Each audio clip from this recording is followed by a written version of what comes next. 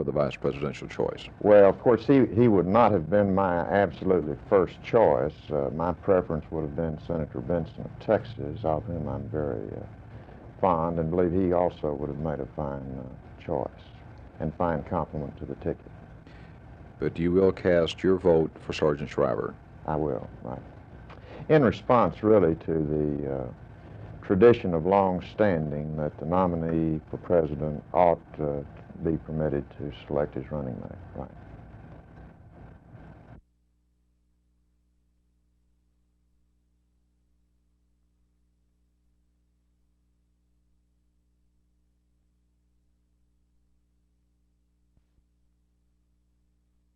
Well, as a Republican, I don't think it makes any difference who his vice presidential nominee is. He's had so many false starts, and you know, you add a little honey to vinegar and it ruins the vinegar and ruins the honey, and that's sort of the way I look at that combination.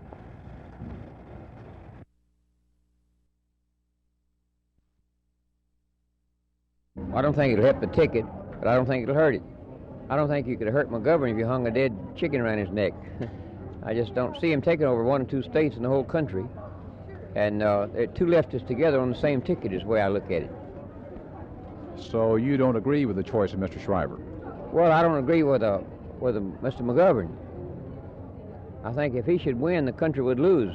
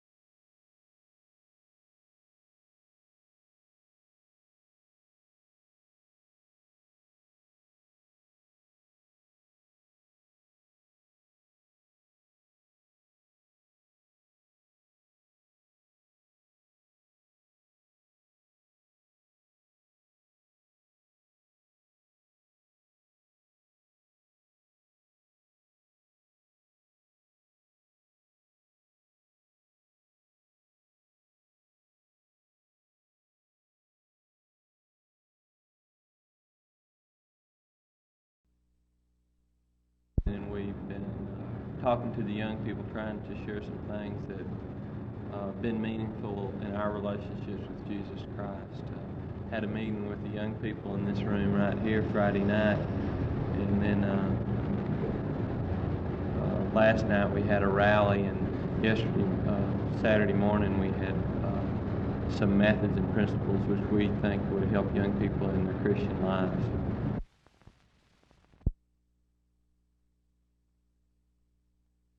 Well, I understand. Well, I hit the concrete like a ton of lead. let me ask you this: what is your comment on the fact that Senator McGovern has chosen Mr. Shriver to be his preference for the vice presidential choice?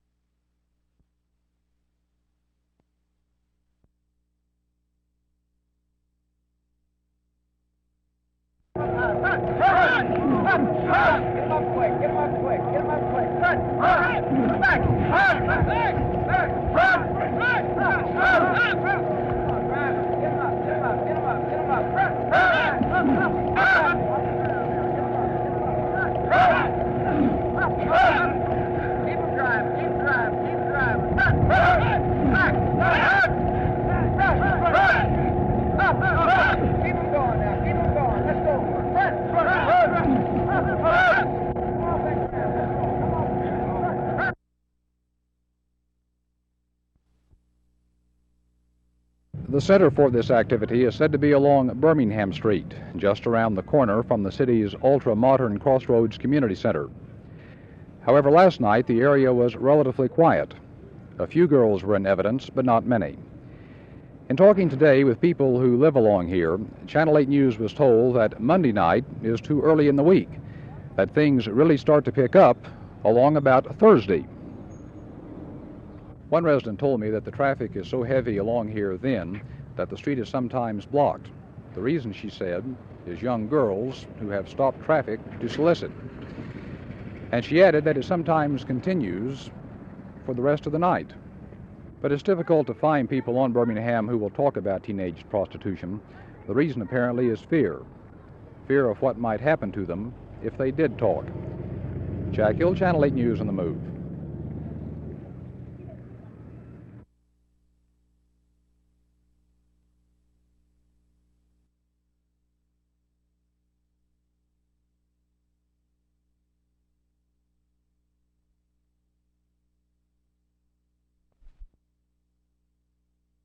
I don't think we can win it now, the things that we are fighting for through the American Party. I think we're going to have to take over both parties, the Democratic and Republican parties, as conservatives and not as a party particularly. Let's talk about the third party. Is it really dead?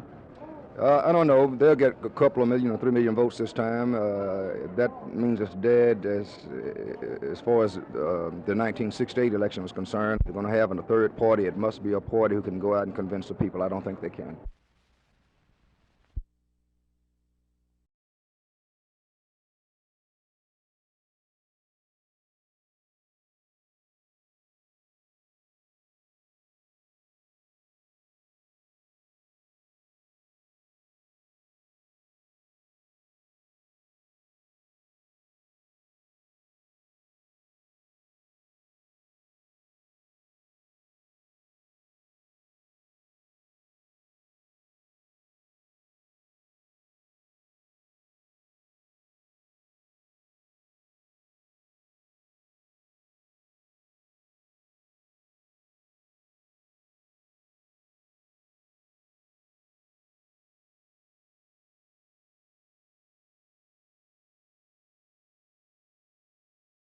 Well, I think everybody just about has an equal chance. Once you come out here, it doesn't really matter what round you're drafted in, I think. I think it depends on how much desire you have and who wants to play the most once you're out here. Have you found... I've looked at it pretty optimistically so far. You really did, all even up to and including training camp? Yes, I have. Has the physical combat been about what you had anticipated, or perhaps more aggressive? About the same as I thought it would be. It's about, they hit a lot harder in college and everything like that, but it's been about what I thought it would be. You know, you're a guy who's got pretty good speed for a man as big as you are. Is that what you would consider one of your best abilities? The quickness and agility? Well, speed, yeah, but my quickness isn't as good as it should be. I think for as big as I am to play in professional football. I think I do have pretty good speed, but I'm going to work on my quickness more from now on out.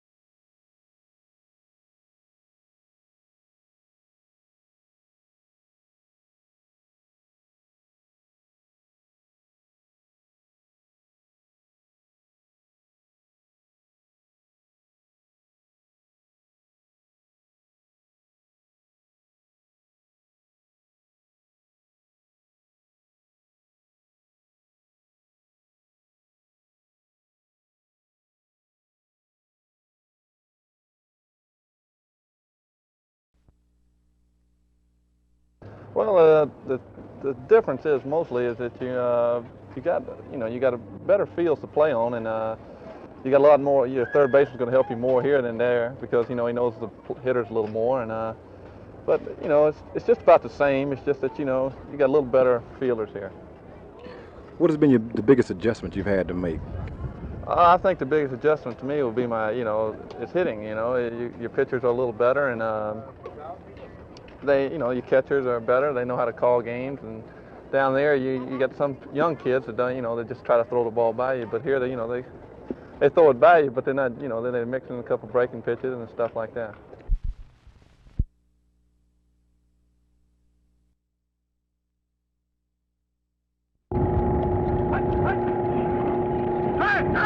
Turn up by there. Go. All right. So we'll work. All right, limbo. Balance.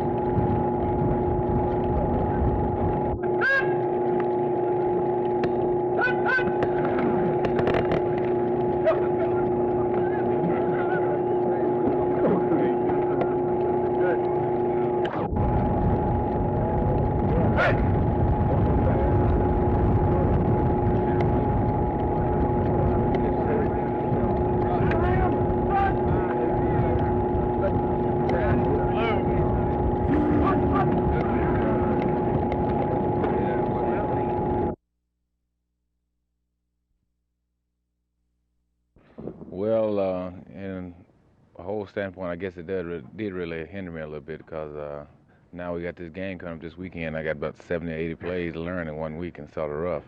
Plus learn the system, the players, and what have you, It's sort of a handicap. Have you found that you spend most of the nights with that playbook trying to just mentally remember all of this stuff? Days and night, and what time I'm off, I'm out on the field, so it's just really rough all the way around. There also is the fact that you played strictly as a fullback at the University of Houston. Now they're trying you at halfback. Is there a degree of difference that makes it difficult? Well, here the offense is set up where the fullback and the halfback can interchange, really, so there's really, not too much difference. They're one and the same, really. You don't have a preference then, one or the other? No, at Houston I played also halfback for a year and then another year fullback, so I've just been from one side to the other, really, so it really doesn't matter.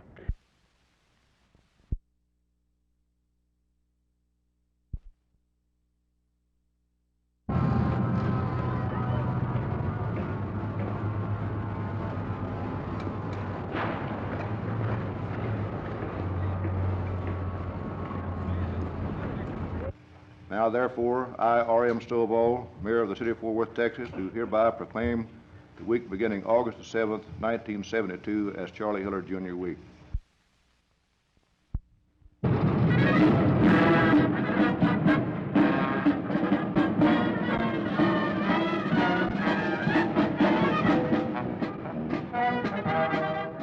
The communist countries like Czechoslovakia, they all have government-built airplanes, and when you put a bunch of Americans together flying home-built airplanes that walk away with all the honors, we felt like that we showed them the, that was kind of the American way to do it.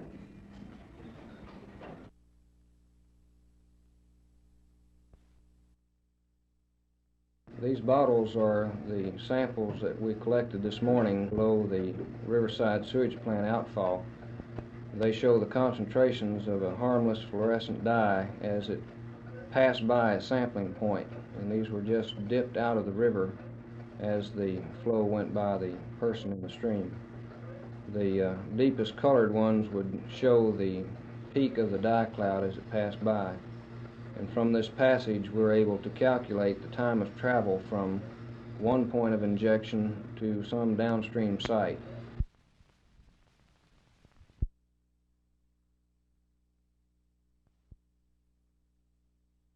We anticipate that we will probably start to take down some signs in about 6 months. You expect the money then from the 63rd legislature? Yes, sir, we do. Will the highway department do that work, or do you expect to contract it out? At the present time, we intend to do it with highway department forces.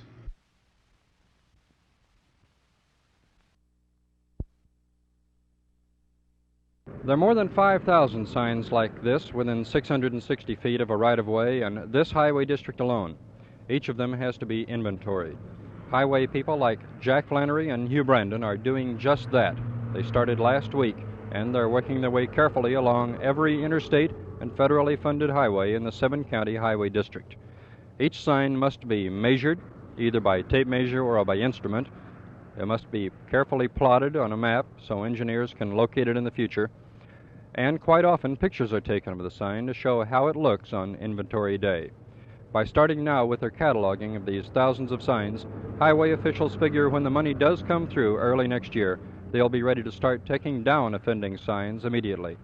Phil Reynolds, Channel 8 News on the Move, along Interstate 20 in Kaufman County.